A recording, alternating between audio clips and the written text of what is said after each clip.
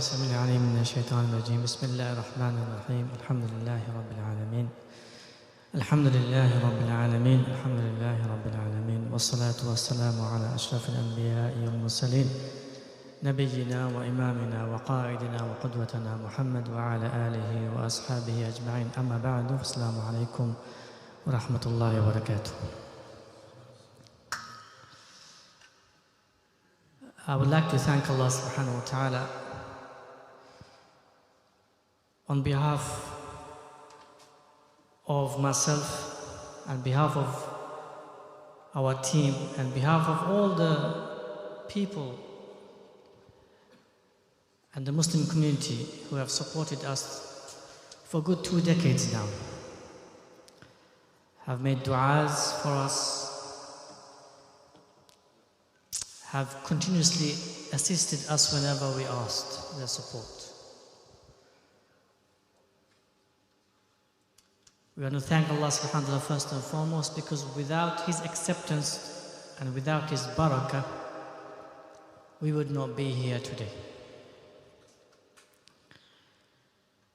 So Alhamdulillah Rabbil Alameen, Ar-Rahman Ar-Rahim. Alhamdulillah, له الحمد كله وله الشكر كله والفضل كله والثناء الجميل. And whatever we have achieved, if Allah accepts it, then the reward for eternity is so huge from Him Jalla wa Ala that we cannot even calculate, nor can we even imagine. If Allah accepts it, the reward that's waiting for us, every one of us, is huge. As for Dar Al-Arqam, the main concept of ours was free education. Everyone deserves a free education. Everyone deserves a free development. Every Muslim deserves a free opportunity to start in their life in terms of being an entrepreneurial and starting a business.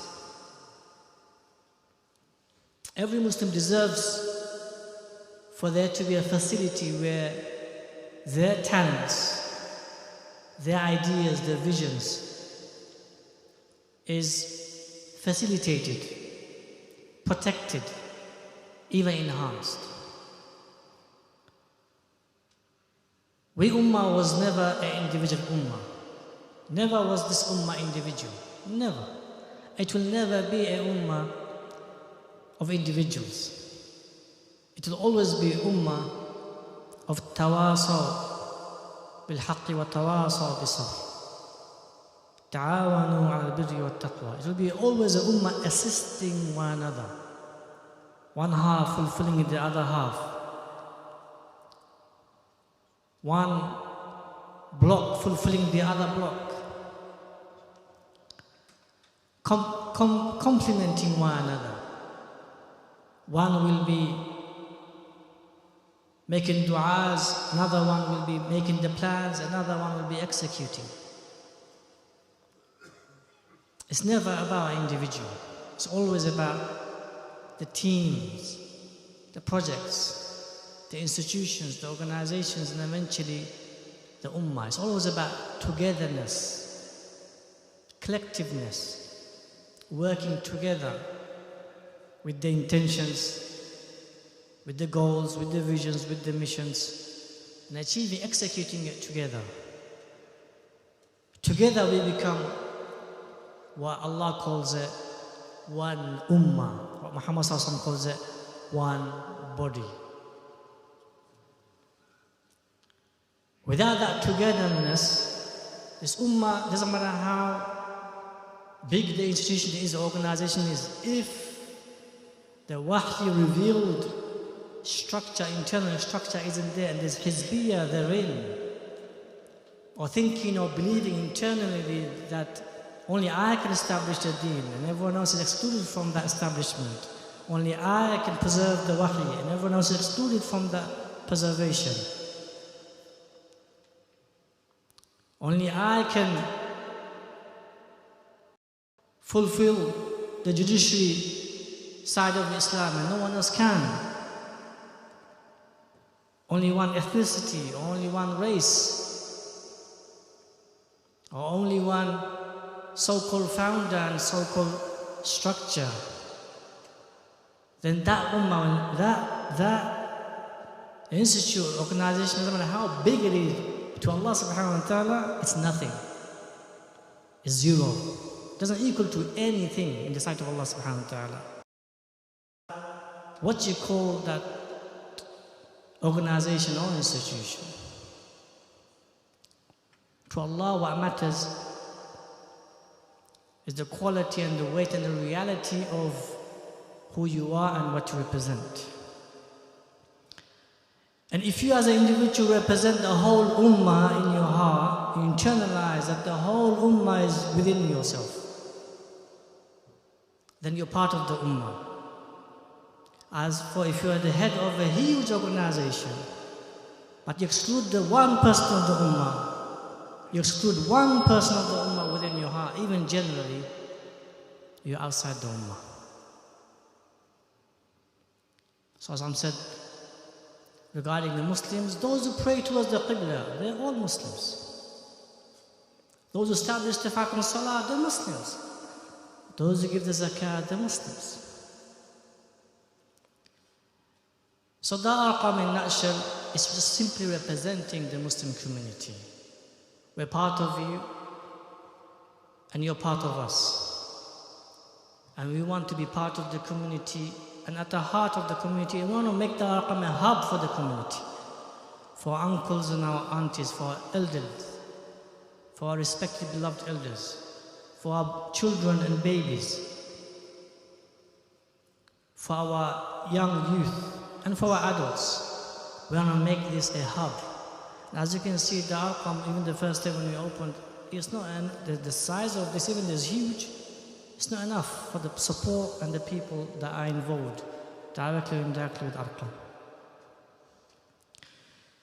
So we need your support. You've supported us amazingly last 3 years or 4 years, and before that, amazing support. But now we need, because we're growing, the services are growing, the demand is huge on us. Huge demand on us from the sisters, from uncles, from youngsters. The demand is huge enough for us to provide the services. We need your support. And as we know, the fundraising this year for Arqam is 500,000 in Ramadan. We need to raise 500,000 brothers in order for us to facilitate upstairs for our mothers and our sisters, and facilitate also, inshallah, next Ramadan, all the services we're going to provide that Arqam has been providing for the last good 2 decades. We want to provide that for everyone, even for our children.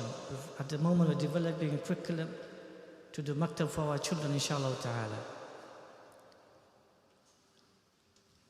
Now, when it comes to fundraising, I want to just shift some already mindsets that can be a bit negative, okay? It can be obstacle. For example, even the non-Muslims donate. Correct? Even the Muslims donate. But their donations, even though they achieve huge physical sort of results, in the sight of Allah subhanahu wa ta'ala, if their cause isn't right and good and just and fair, in the sight of Allah subhanahu wa ta'ala, these donations, again, is nothing to Him. It's nothing. Now, the reasons they donate, firstly, the reasons they donate, if they donate to the wrong causes, then those reasons we ought to not to have, firstly. Those reasons no Muslim should have those reasons, for fame, for name. These are the things the non-Muslims donate for, the non-believers. So firstly, those advice, we shouldn't even have those advice in our circles, because non-Muslims donate for those reasons. We should not donate for those reasons. Simple as that, full stop. Fame, name, all of those reasons. So that should be out of our hearts and our minds straight away. I'm a Muslim, I should not donate for those reasons. Simple as that. It should not be in my internal framework of who I am. First. Second, take all the virtues of donations in front of your eyes. All the virtues.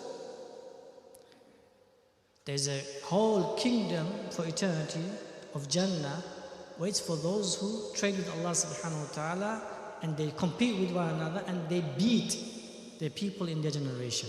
For that individual, or they beat the person, they beat the community in that race. For that individual, there is gate of sadaqah.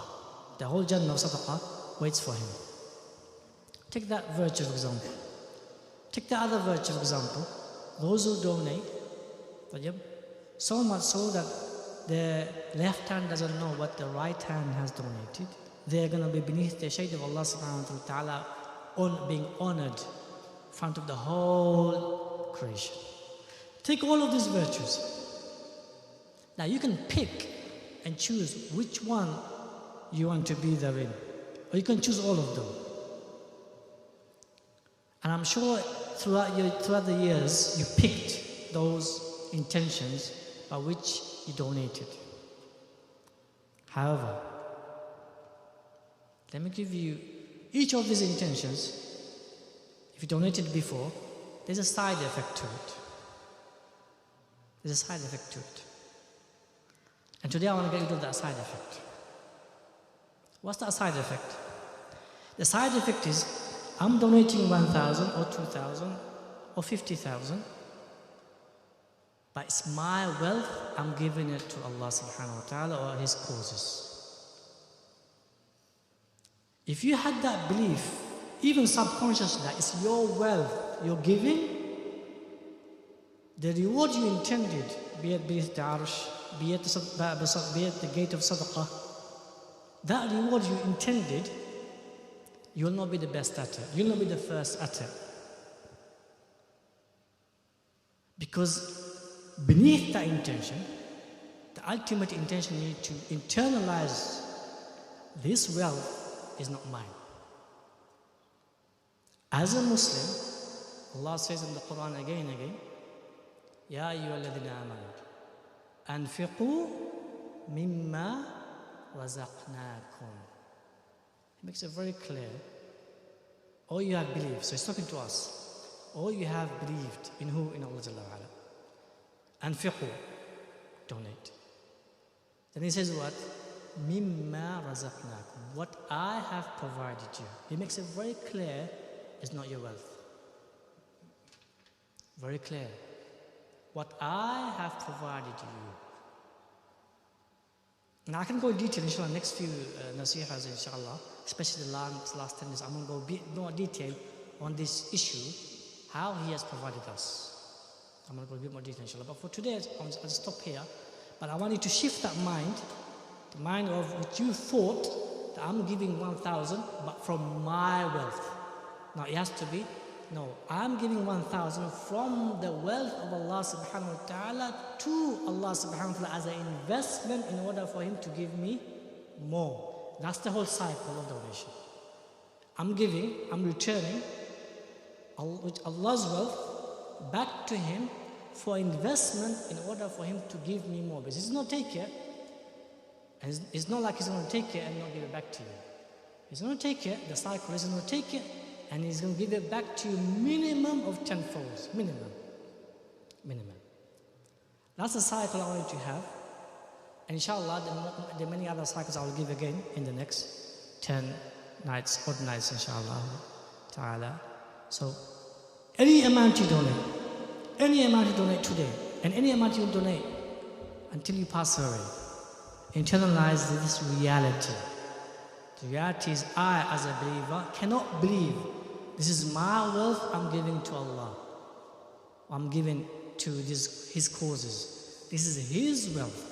I am giving to Him for His causes as an investment, and He will return it to me as He said so, minimum 10 folds. Barakallahu feekum.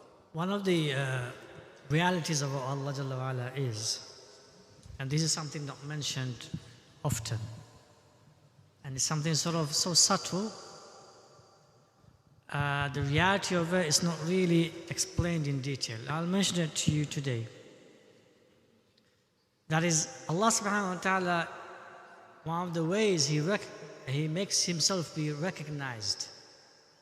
Whilst we are living this life, be it Muslims and non-Muslims, so be it those who believe in Him or those who don't believe in Him, is His justice. It is justice. Through His justice, He becomes known to the whole entire creation, those who believe in Him and those who do not believe in Him. So, for example, and this justice isn't left simply within His kun fayakun. It's not left that He has to come in to the already created kun and fayakun, already created physics of this world. No, He actually has created within the physics of this world, the internal and the external, the physics side of it, He's created a justice system. So, for example, if you keep lying, what's going to happen? Someone somewhere will cut you out. So that's a physical reality.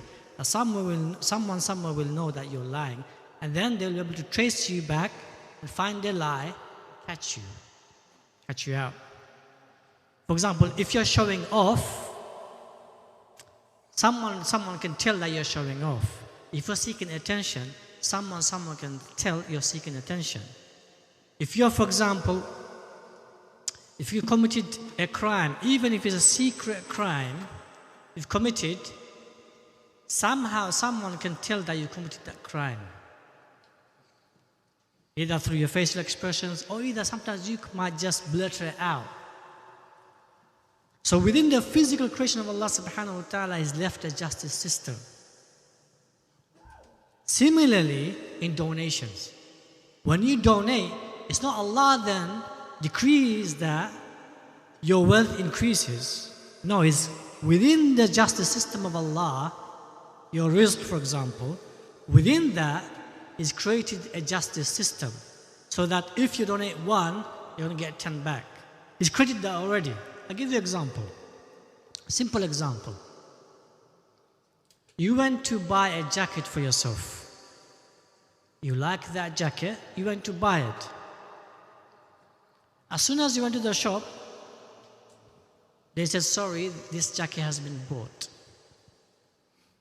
You check all the stores, and the stores they say, sorry, it's out of stock.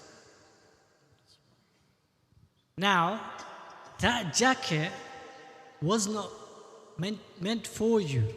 Was it the guy who made it, did he decide that it's not meant for you, the jacket? The ones who shipped it, did they say it's not meant for you? The ones who are in the counter, did they say it's not meant for you? No. Allah subhanahu wa ta'ala decreed that this jacket is not meant for you. Even though you liked it, you want it, you got the money for it, it's not for you. Okay. Something that you want and you really liked. And same situation. Someone bought it, but there was one in store. Only one. It's somewhere else. In Scotland or somewhere else. Far. Only one left. You've got the money for it. You'd go and buy it. You'd go there and order it. That one jacket was kept for you. By who? Store manager? No. It's Allah subhanahu wa ta'ala. Okay, another example. Promotion in your work. You don't have the talents for the promotion. You don't have the skill set in the work. For the company, it's difficult for them to employ somebody else, advertise and employ and so forth. It'll cost them more. So what do? It's cheaper for them to train you up and then promote you. And they do that. Okay. Did the company CEO decide that, okay, we don't have enough money, let's make more money and get someone else from outside? No, they just don't have enough money to do that. Allah said, this is your budget. You can't go above that. You need to get this guy or this individual, train him up and promote him. It's Allah who's deciding these things. It's Allah who's deciding these things. So ultimately it's Allah from the behind, from the above, pulling the strings and giving you these results. So it's within the system. Until a believer internalizes this, it's within the system of justice that Allah gives. Until the believer internalizes this, there will be a level of Iman that's not complete. And remember also one thing, and this is something you true believers need to internalize. When was zakat made obligatory? Good 15 years, zakat was not made obligatory. It was sadaqah. So the migration to Medina was through sadaqah. The migration to Ethiopia was through sadaqah. The studying of in Arqam was through sadaqah. The organization of poor was sadaqah. The 3 years of Prophet ﷺ living and Bani Hashim, his relatives living, and there was a boycott from the Quraysh and the Arab who were close to Quraysh, boycotted them in trade. 3 years, they lived in sadaqah. Gifts. The ummah is built on sadaqah. The true structure of the deen is built on sadaqah. It's not built on zakah, my brothers. It's built on sadaqah. Why? Why is that? Because Allah distinguishes between the best of the believers, the greatest of the believers, the loftiest of the believers in every generation. And He made it very clear in one of the verses. He said, لا يستوي. They will never be equal. لا يستوي من أنفق من قبل الفتح وقاتل. They will never ever be equal. The ones who donated before their liberation, before the group, before the opening, before even public. Those who donated before struggled and donated before and those who donated afterwards, the ones who donated afterwards, they will never ever be equal to the ones who donated in the beginnings, in the beginning years, in the early years. Their status and their rank will be loftier, greater in the sight of Allah for eternity. Why? Because they internalized the realities of Allah and the deen very early on. They invested quickly. They knew where the truth lied. They knew where the deen of Allah is going, who's leading it, who are leading it, who are sincere, who are honest, who are inclusive, who don't have hizbiyah, who don't have jealousy, envy. Right? They knew this very quickly. And they raced towards it. They were competing with one another. And they came together for it. So, these issues, you as a believer, if you're a true believer, you need to internalize them by speaking to yourself. Where am I in these matters? You know Allah will be victorious. There's no doubt about it. It's His deen. His deen, His civilization, His justice system will be victorious, will be established. It's where your choices and your efforts, where are they fitted with Allah Jalla wa'ala's will and decree and manifestation and execution. That's all. The closer you are and loftier you are and higher you are with His wills and decrees and choices, the higher and loftier you will be as a Muslim.